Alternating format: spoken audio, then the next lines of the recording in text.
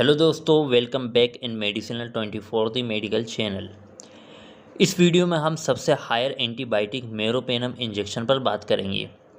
ये छोटी सी वीडियो है, लेकिन इस वीडियो में आपको काफ़ी कुछ सीखने को मिलेगा, तो बने रहे हमारे साथ आखिरी तक। अभी हमारे पास मेरोमेक नाम से इंजेक्शन है। ये इंजेक्शन मैक्लिड कंपनी का ब्रांड है, तो ये एक इथिकल प्रोडक्ट है, तो आप इसे ब्रांडेड इंजेक्शन भी कह सकते हैं। मेरोपेनम 1 ग्राम इंजेक्शन के फॉर्म में आता है एंड साल्बेक्टम के साथ भी आता है मेरोमेक एसबी के नाम से। इस इंजेक्शन की एमआरपी है 646 रुपये, 646 रुपीज़। काफ़ी कॉस्टली इंजेक्शन है। तो इसकी पैकिंग में एक वाइल आता है और एक डिस्टिल बोतल होती है 10 ml की। छोटी सी बोतल होती है डिस्टिल वाटर की, जिसे हम वाइल के अंदर पाउडर के साथ मिलाकर फिर पेशेंट में इंजेक्ट करते हैं at the time of treatment. आपके मन में सवाल आ रहा होगा कि मेरोपेनम कंपनी से पाउडर फॉर्म में ही क्यों आता है, डायरेक्ट सॉल्यूशन फॉर्म में कंपनीज इसे क्यों नहीं बनाती हैं? क्योंकि मेरोपेनम और ज़्यादातर तब सभी एंटीबायोटिक्स लिक्विड फॉर्म में हाईली अनस्टेबल रहती है। इसे आप ज़्यादा दिन तक स्टोर नहीं कर सकते हो। इसे फ़ौरन पेशेंट में इंजेक्ट करना पड़ सकता है। इसी वजह से फार्मास्यूटिकल कंपनी इस इंजेक्शन को पाउडर फॉर्म में बनाती है, ताकि इसकी एक्सपायरी लंबी रहे और ये जल्दी ख़राब ना हो। एंड मेरोपेनम इंजेक्शन के यूजेस क्या है? मेरोपेनम एक ब्रॉड स्पेक्ट्रम एंटीबायोटिक है। ब्रॉड स्पेक्ट्रम एंटीबायोटिक में gram positive and gram negative दोनों ही बैक्टीरिया आ जाते हैं, जो काफ़ी हार्मफुल बैक्टीरिया होते हैं। इस इंजेक्शन को पेशेंट में तभी यूज़ करते हैं जब दूसरी एंटीबायोटिक से पेशेंट में रेजिस्टेंट बनने लगते हैं। सीधी सी भाषा में दूसरी एंटीबायोटिक्स असर ही नहीं करे पेशेंट में, तब हम मेरोपेनम इंजेक्शन का यूज़ करते हैं। जैसे स्किन इन्फेक्शन में, मेनिंजाइटिस में, soft tissue infection, urinary tract infection, lungs infection जैसे निमोनिया और भी कई तरह के इन्फेक्शन में मेरोपेनम का यूज़ किया जाता है। इस इंजेक्शन की बात करते हैं तो सभी अलग अलग इन्फेक्शन में अलग अलग डोज रहता है। अलग अलग मतलब इसके जो डोज बात करते हैं हम मेरोपेनम के, तो सभी अलग अलग इन्फेक्शन में अलग अलग इसका डोज दिया जाता है।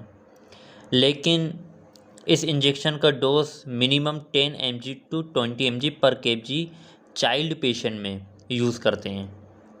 सीवियर न्यूमोनिया में जैसे 10 mg to 20 mg per kg use करते हैं। बच्चों में cystic fibrosis in bronchopulmonary reflection में 40 mg पर kg यूज़ करते हैं। यूरिनरी ट्रैक्ट इन्फेक्शन में बच्चों में 10 mg to 20 mg per kg। Skin and soft tissue infection में 10 mg to 20 mg per kg। And acute bacterial meningitis में 40 mg per kg इसको use किया जाता है। एंड फेब्रिल न्यूरोपैथिक पेशेंट में 20 mg पर kg बच्चों में ये दिया जाता है। इस इंजेक्शन में एडल्ट डोज की बात करते हैं तो 500 mg हर 8 आवर्स में यूज़ कर सकते हैं skin and skin structure infection में।